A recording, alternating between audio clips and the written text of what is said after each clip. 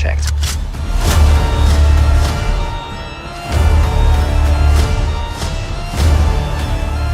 Sometimes peace needs to be broken. And chaos must reign. I was raised to believe in grace.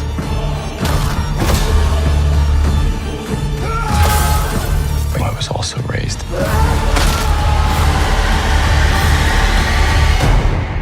to believe in retribution.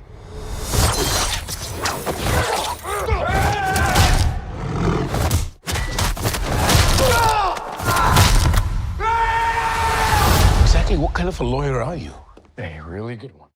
Welcome back, everyone. It's Charlie. This will be my Daredevil Episode 5 and Episode 6 trailer video. They're airing both of the next episodes together. Not exactly sure why they're doing that. It might just be an arc that covers 2 episodes, or it might be them just trying to finish releasing all the episodes before Andor comes out in April.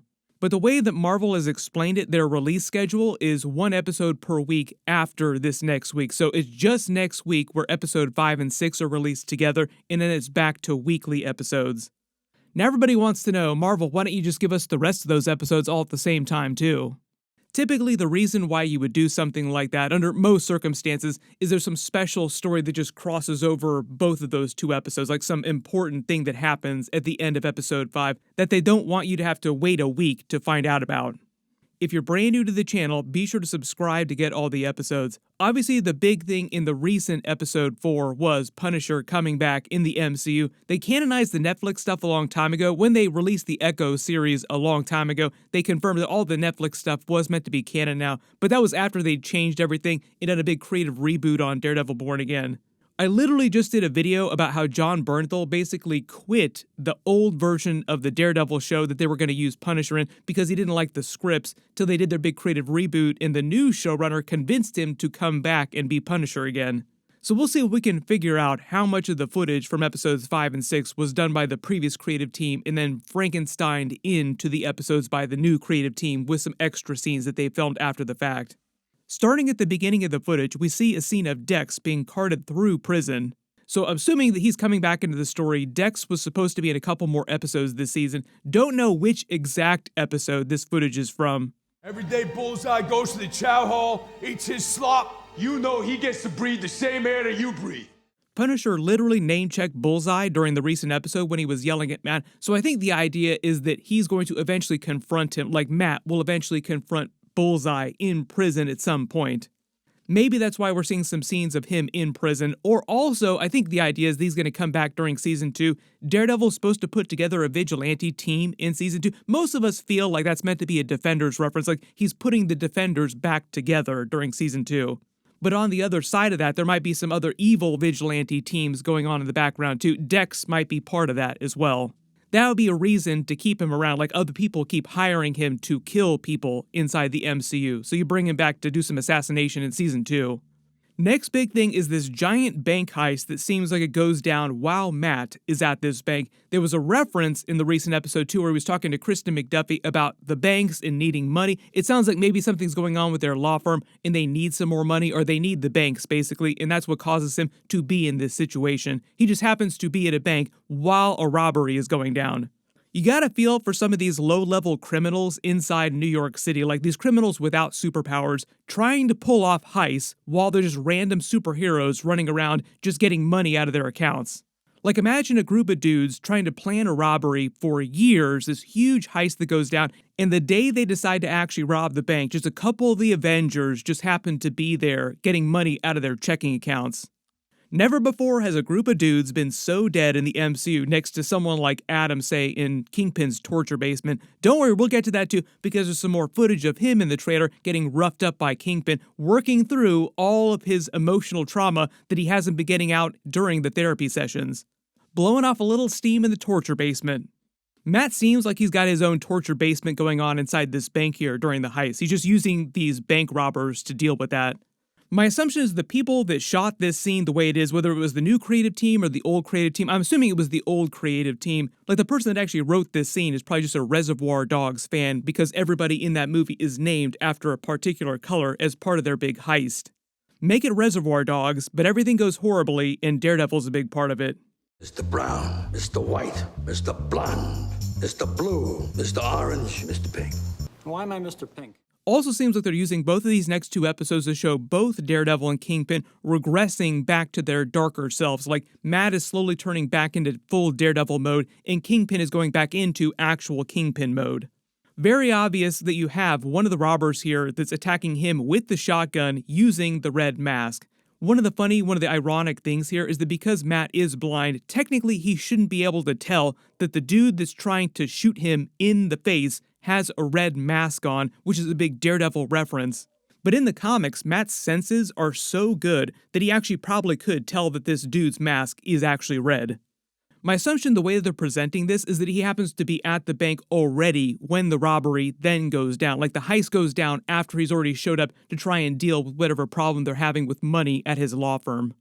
And at least based on the footage, that seems like where we get the cameo scene from Kamala Khan's father. Maybe he just happens to work at that bank, like he's one of the executives that works there. Then it seems like he takes out all the other robbers at the bank, like he stops the robbery and takes out the entire crew himself, just absolutely wrecking them. That dude probably not going to walk for a long time with all the bones that he just broke.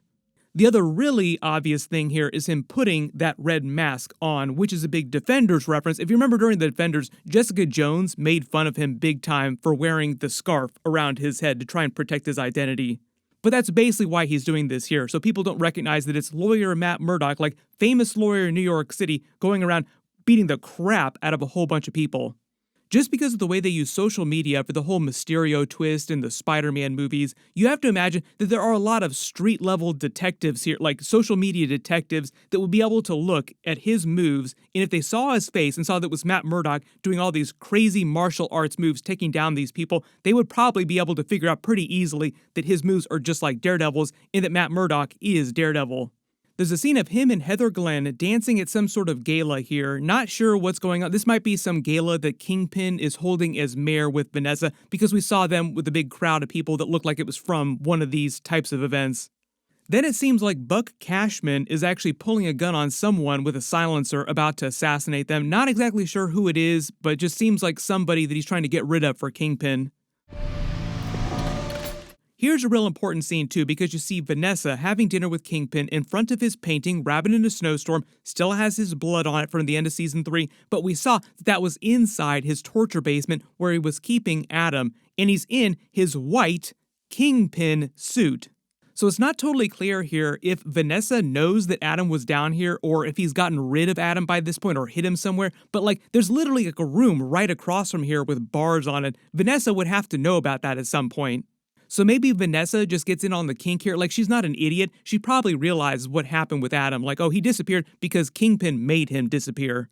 Maybe that's just part of their weird kink, like dinner in a movie, and the movie is watching Adam be tortured. Because a lot of these other scenes with him in a different suit just show him beating the crap out of Adam, like he pulls him out of his cell and then just beats him silly across this torture basement. Notice here Adam is swinging an axe at him, so it seems like this is part of what Kingpin is doing for fun in his free time to blow off steam, is that he's giving Adam the chance at survival. Like, I'll give you an axe, like I'll give you the chance to escape. If you kill me, then you get to leave, but obviously winds up just beating the crap out of him on the regular. So maybe at some point he actually finally perma-kills Adam, or maybe he just winds up throwing him into a deeper, darker hole. And I don't know which episode this is actually from, but I think this cop here entering the building might be the actual cop who killed White Tiger at the end of episode 3 in the Punisher body armor, like the mystery person. Not totally sure what his connection is to all the other Punisher cops that we've seen, if he's like higher up on the chain inside the police department, or he's leading this group inside the police department, or how compartmentalized they are. Either way, it just seems like he's going to be one of the bigger characters that Punisher is going to need to take down with Daredevil's help. There are a couple more shots of Muse. You see some of the bodies that he's hung up. This is all part of his comic book arc where he basically kills people and turns them into his art pieces. We've seen his murals around town in previous episodes, but he uses a lot of the people's blood to paint the murals. Generally seems like they've toned his character down from the comics. In the comics, it gets way more gruesome. We will see if he winds up having any of his mutant abilities that he has in the comics. I'm not expecting him to, but because they started to do mutants in the MCU just a couple different places, it's always possible, so we'll see. You know the Avengers discovered shawarma. His major ability is imperceptibility. His body acts like a vortex that can pull in all sensory information around him, so you kind of get Daredevil's whole problem. His whole ability is based on the power of his senses, his ability to sense other villains. Muse's power is passive. He doesn't actually need to think about being imperceptible. People just can't sense him at all. So it is really, really hard for Daredevil to fight him. He's also super strong and super fast in the comics too. We get another teaser for his 5 different Daredevil suits. We will see when he actually puts one back on. My assumption is it's probably going to be like the end of episode 6. There'll be like a teaser for him putting an actual suit back on, and it'll be the red suit. There's been a lot of complaints from people about him not doing enough Daredevil stuff, like we haven't seen enough Daredevil in the Daredevil series. I think they'll correct that mistake during season 2, where we'll see way more actual Daredevil being Daredevil through the entire season, not just 1 or 2 episodes. And generally, all the footage that we see of him fighting Muse in his lair, I think is actually from the last couple of episodes, so I don't think that we'll actually see this during episodes 5 and 6. Sometimes they'll do that with trailers, where they'll mix in footage from a bunch of different episodes. But if there's any other Easter eggs or references that you spot in the footage that I didn't talk about in the video, just write them below in the comments. They didn't say exactly how many more episodes Punisher is going to be in, but he's an important part of the season. I'm not expecting him in every single episode, but in most of the rest of the episodes. They also said that he's supposed to show up during season 2, and he's got the Punisher special, like the small movie that they're airing alongside Daredevil Born Again season 2. So there's a lot of Punisher coming next year, because they'll be releasing Daredevil season 2 next year. We will see if season 2 addresses Avengers Doomsday, because they're both releasing in the same year, or if they just try to avoid that completely. My full episode 5 and episode 6 video will post next week after they release them. It'll just be one big video for both episodes like I did for my episode 1 and episode 2 video. Be sure to enable alerts for my channel so you don't miss that. Everybody click here for all my Daredevil episodes, and click here to learn why Jon Bernthal actually quit Marvel because of the original version of Daredevil Born Again before he was convinced to come back. Thank you so much for watching, and I'll see you guys in the next one.